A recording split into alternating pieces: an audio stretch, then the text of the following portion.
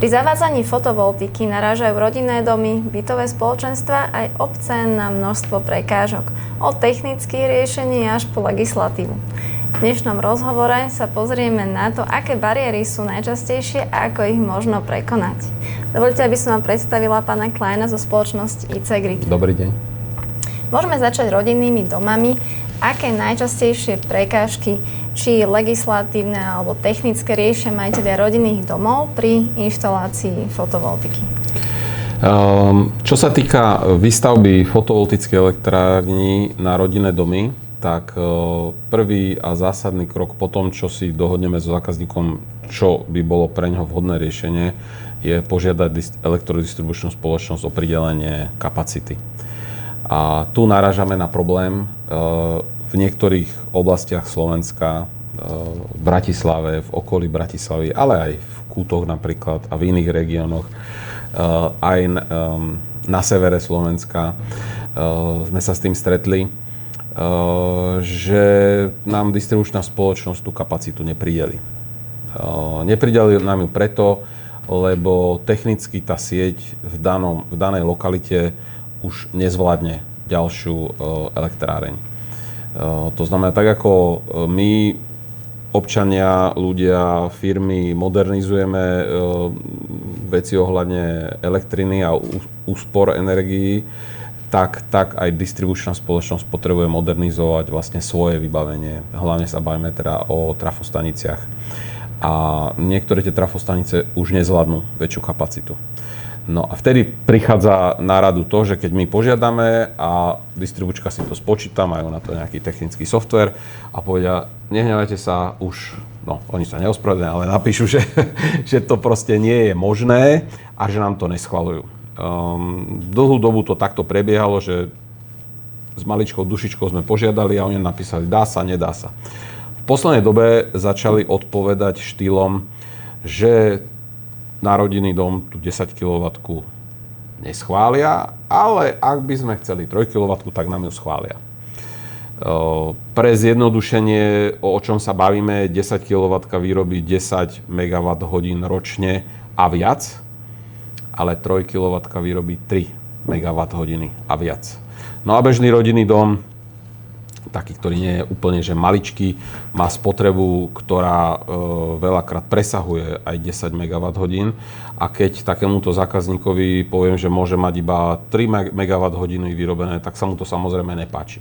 Našťastie ale existuje riešenie.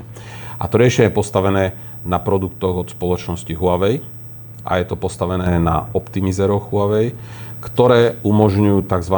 Dlhé stringy. Znamená to, že ktorýkoľvek menič od spoločnosti Huawei viem na ňoho dať viac panelov s optimizérmi, ako je kapacita tohoto meniča. Každý menič má svoje nejaké technické obmedzenie. To znamená, aj keď nemáte optimizéry, viete dať o niečo viac.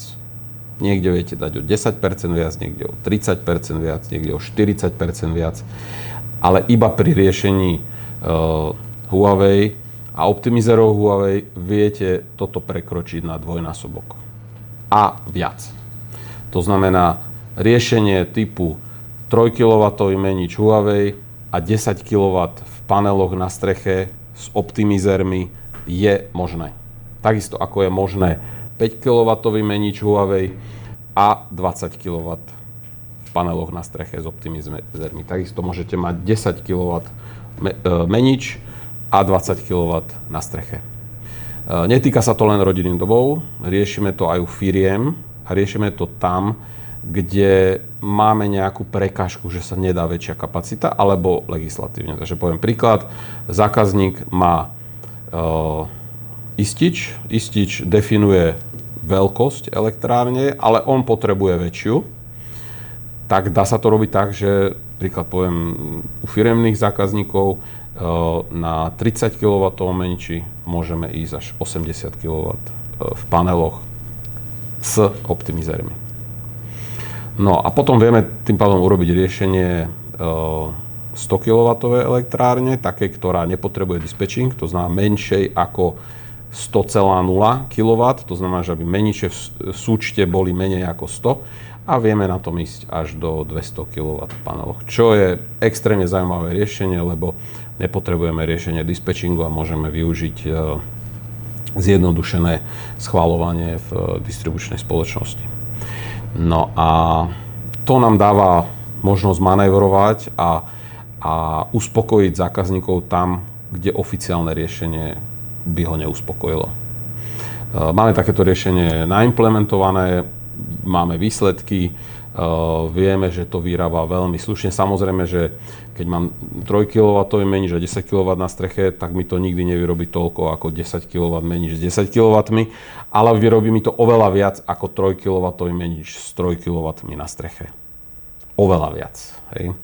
To znamená, že je to veľmi dobré riešenie tam, kde oficiálne riešenie neumožňuje plnú kapacitu, ktorú zákazník potrebuje. A môžeme prejsť na bytové jednotky.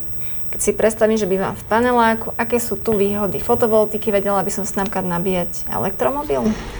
Tak, bytové domy si myslím, že je jedna obrovská téma, ktorá je veľmi zaujímavá a povedal by som, že takmer nedotknutá. Pretože dá sa to poňať vo viacerých rovinách a poďme si rozobrať tie jednotlivé roviny. Prvá rovina je, že bytový dom má nejaké spoločné priestory, má tam výťahy, má tam osvetlenie, niektorí tam majú aj ohrev teplej vody, všetci vlastne sa skladajú na tieto náklady. Toto sú veci, ktoré sa dajú veľmi jednoducho vyriešiť malou fotovoltaickou elektrárňou, ktorá je na streche. Za relatívne malé peniaze môžu toto využiť. Ale to je len jedna z možností.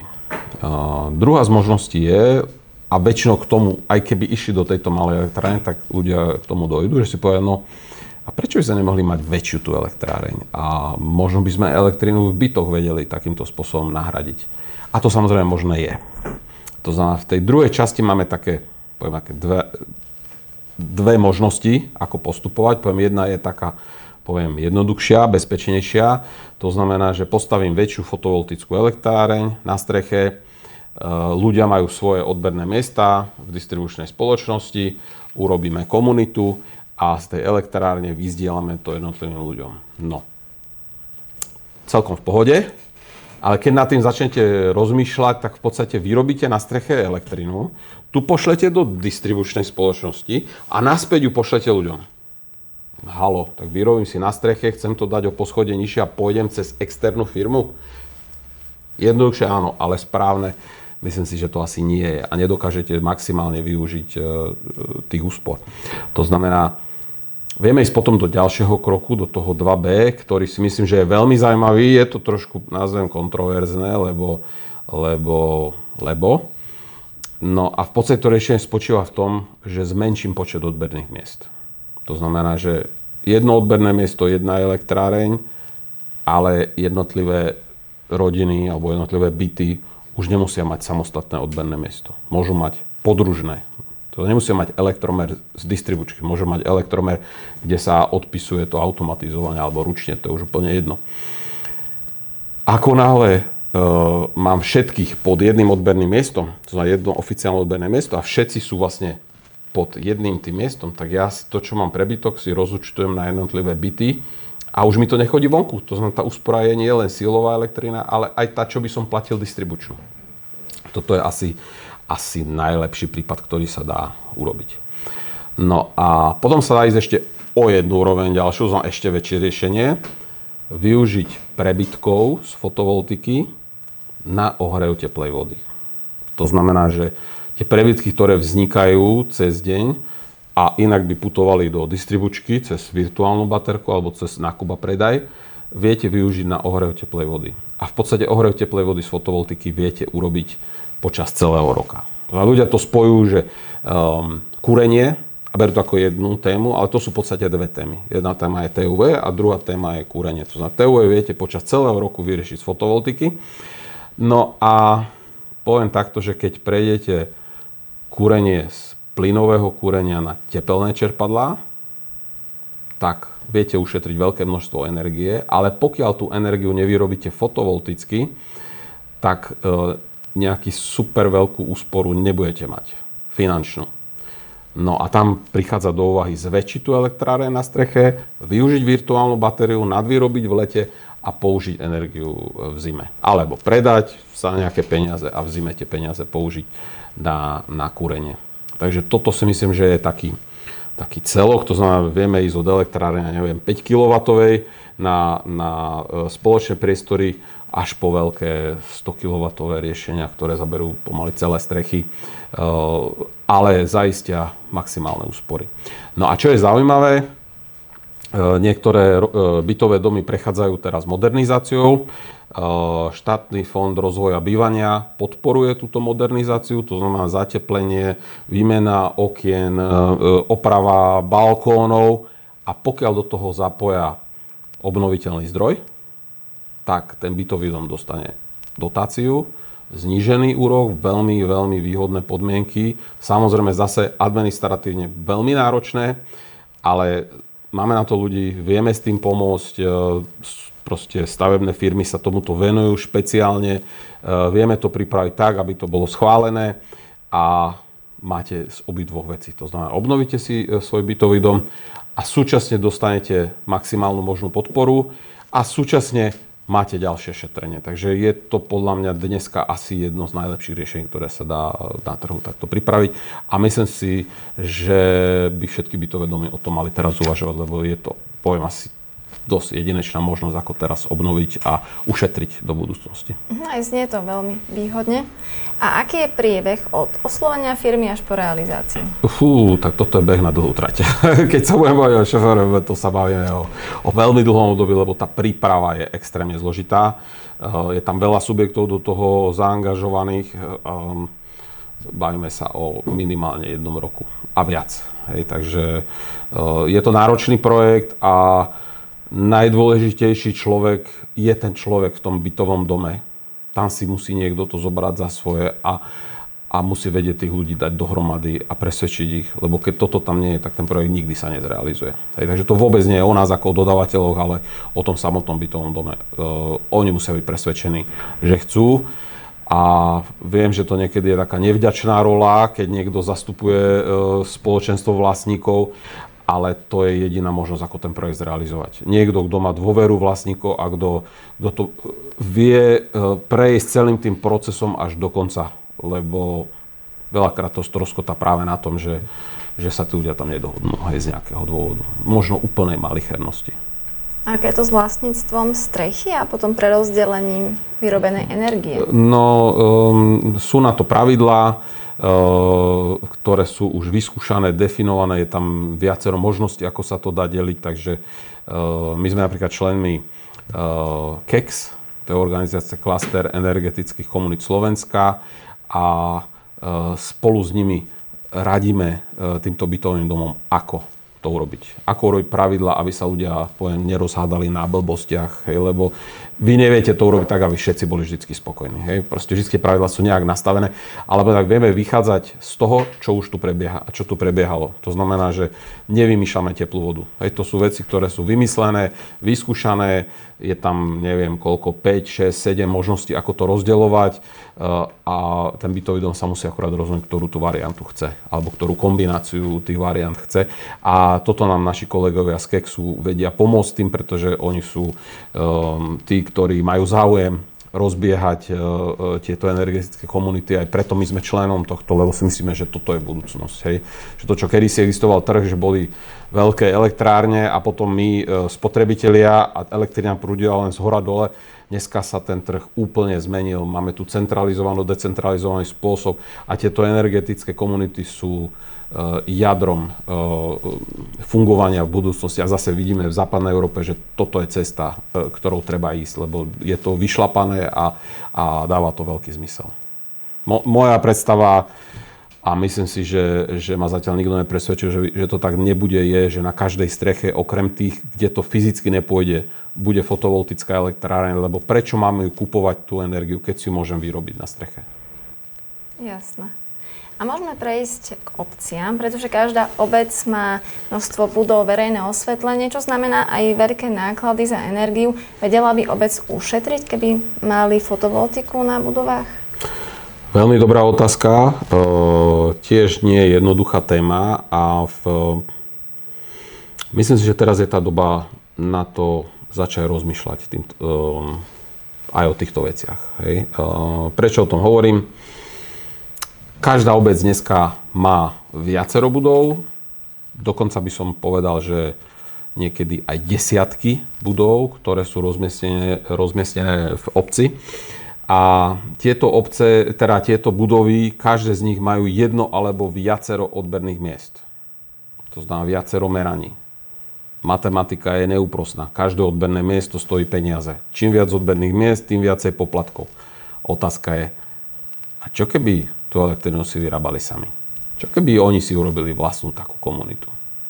A čo keď nie sú vôbec ďaleko, že by sme ich možno mohli káblovo spojiť? Aj nevrajím 5 km káblov, ale proste z jednej strany je jedna budova, z druhej strany druhá budova, možno tam stačí 20-metrový kábel a naraz viem ušetriť 4 odberné miesta. A viem to spojiť do jedného. Alebo na jednej budove mám fotovoltiku a na ďalšej to viem používať. Ja neviem, na škôlke dáme fotovoltiku, úrad bude v tej skupine spolu zdieľať tú elektrinu. Toto je cesta, ktorou sa dá ísť. Zase neexistuje univerzálne riešenie. Treba o tom diskutovať. Možno sa dá ísť úplne dramatickým riešením, keď tie budovy sú blízko pri sebe, tak sa to možno dá naozaj spojiť do jedného veľkého odberného miesta a pospájať to celé dohromady. A tá úspora je veľmi zaujímavá. Takže budeme radi, pokiaľ niekto príde za nami a povie, že má záujem. Myslím si, že vieme, kam sa chceme dostať a kam tú obec chceme dostať a vieme pripraviť podklady na analýzu, aby sa zodpovední ľudia vedeli rozhodnúť, či to pre nich dáva zmysel. Ja si myslím, že toto je cesta, ktorou by sa mali uberať viacerí, lebo je to cesta k úsporám dlhodobým. A s akými prekážkami sa môžu stretnúť samosprávy, keď chcú zaviesť fotovoltiku? Neviem, no tých prekážok môže byť veľa, od legislatívnych, od neochoty distribučných spoločností, cez politické nezhody, že jedni chcú to, druhí chcú niečo iného. Tak, ako sme sa bavili v tých bytových domoch. Treba, aby aj na strane tej obce boli ľudia, ktorí sú presvedčení a ktorí dokážu nadchnuť aj ostatných. Hej. My ako dodavatelia a poskytovatelia rádi pomôžeme, odprezentujeme, vyškolíme, ale keď zákazník nechce, tak si to aj tak nekúpi. Hej. A to, či chce alebo nechce, sa musia dohodnúť medzi sebou. To znamená to zastupiteľstvo, pán starosta alebo pán primátor, oni sú tí, ktorí robia tú svoju politiku a svoju stratégiu. My im dávame námety, ako šetriť. A to si myslím, že dneska všetci potrebujeme šetriť. Hej. Takže na to by som šetril, potrebujem investovať a treba hľadať také projekty, ktoré dlhodobo vedia veľa ušetriť. Tu sa bavíme o riešení na 20-30 rokov, to znamená, dneska to zrealizujem a nemusím sa k tomu vracať ďalších x rokov. Jasné. A to je všetko z mojej strany. Ďakujem veľmi pekne za rozhovor. Bolo to veľmi príjemné. Super, ďakujem pekne. Ďakujeme veľmi pekne za pozretie. Krásny deň prajem. Ahojte.